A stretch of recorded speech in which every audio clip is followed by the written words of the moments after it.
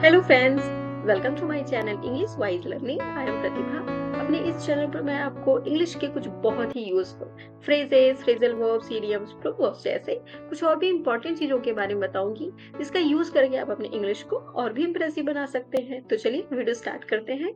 आज हम पढ़ेंगे पे पैरिटी फ्रेज के बारे में। पे पैरिटी एक इंग्लिश फ्रेज है जिसका यूज ऑफिस कल्चर में बहुत ज्यादा होता है। पे पैरिटी का सिंपल मतलब होता है जब दो लोग सेम काम कर रहे हैं, सेम पोस्ट पे काम कर रहे हैं और उन्हें जब सेम वेतन मिलता है, एक समान वेतन मिलता है, तो उसको कहते हैं पे पैरिटी। मतलब सिंपल वेतन में समानता या कि सैलरी में समानता को हम पे पैरिटी कहते हैं। जैसे कई बार आपने ऐसे सुना होगा, कई ऐसे केसेस होते हैं जहाँ पर महिला पुरुष जो है एक ही डेजिग्नेशन पे काम कर रहे हैं, बिल्कुल उतना ही काम कर रहे हैं, लेकिन कई बार ऐसा होता है कि पुरुषों को ज़्यादा सैलरी मिलती है उसी काम की और महिलाओं को कम मिलती है। तो यहाँ पे पैरिटी नहीं है। तो ये किसी भी रीज़न से हो सकता है, मान लीजिए जेंडर के हिसाब से हो सकता है, कई बार कई जगह जाति या फिर किसी कम्युनिटी से बिलॉन्ग भी करते हैं लोग, तो ऐसा होता है। तो इसके अगेंस्ट जो है बहुत ही ज़्यादा आवाज़ उठाई गई है और पे पैरिटी की अक्सर जो है बातें होती हैं। चलिए हम थोड़ा डिटेल में इसकी मीनिंग को देख लेते हैं। This means that those in the same job and location receive fair pay relative to each other, regardless of their race, gender, sexuality or any other identity। चलिए हम हिंदी में इसकी मीनिंग को देख लेते हैं।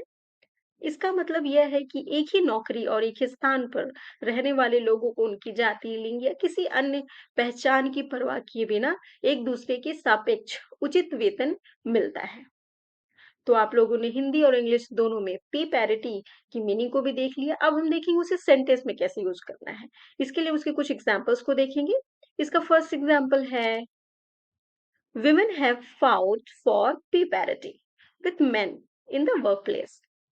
महिलाओं ने कार्यस्थल पर पुरुषों के साथ वेतन समानता के लिए संघर्ष किया है। चलिए हम इसका एक और एग्जांपल देखते हैं।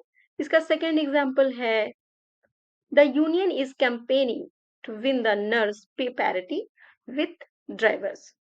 यूनियन नर्सों के वेतन में ड्राइवरों की बराबर समानता लाने के लिए अभियान चला रही है। तो आप लोगों ने हिंदी और इंग्लिश दोनों में पे पैरिटी की मीनिंग को भी समझ लिया और उसे सेंटेंस में कैसे यूज करना है ये भी आप लोगों ने देख लिया। अब हम चलते हैं प्रैक्टिस सेट की तरफ। तो रेडी हो जाइए प्रैक्टिस सेट के लिए।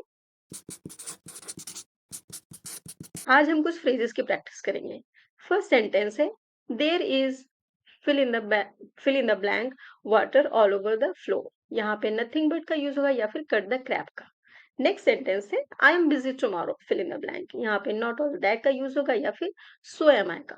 नेक्स्ट सेंटेंस है, math is fill in the blank complicated. यहाँ पे नॉट ऑल दैट का यूज होगा या फिर नथिंग बट का। नेक्स्ट सेंटेंस है, fill in the blank I have to pass this exam. यहाँ पे नॉट ऑल दैट का यूज होगा या फिर समहाउ और द अदर का यूज होगा। नेक्स्ट सेंटेंस है, fill in the blank when you reach home. यहाँ पे ड्रॉप मी अ लाइन का यूज होगा या फिर फील लाइक का।